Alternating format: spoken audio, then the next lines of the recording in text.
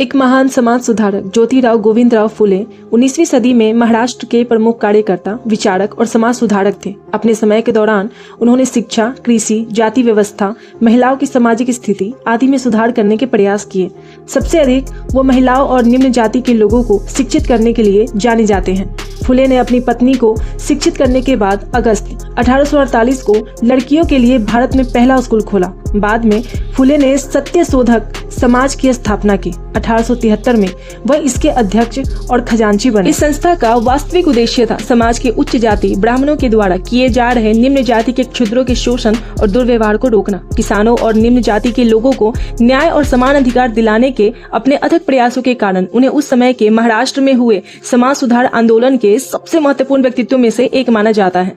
फुले स्वयं समाज के एक कमजोर तबके माली जाति से आते थे। उनके पिता गोविंदराव सब्जी विक्रेता थे।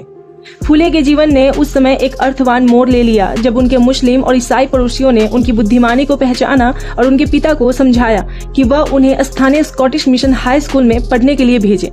थॉमस पेने की पुस्तक राइट्स ऑफ मैन को पढ़ने के बाद उनमें सामाजिक न्याय के लिए काम करने की इच्छा उत्पन्न हुई और वह भारतीय जाति व्यवस्था के तीव्र आलोचक बन गए। गोविंदराव फुले विधवा पूर्ण विवाह के उग्र समर्थक थे और 1854 में उन्होंने उच्च जाति की विधवाओं के लिए एक आश्रम का निर्माण भी कराया था। लोगों के सामने एक उदाहरण स्थापित करने के लिए अपने घर के दरवाजे सभी लोगों के लिए खोल दिए। किसी को भी इस बात की पूरी स्वतंत्रता थी कि वह उनके घर से कुएं से पानी भरकर ले जाए।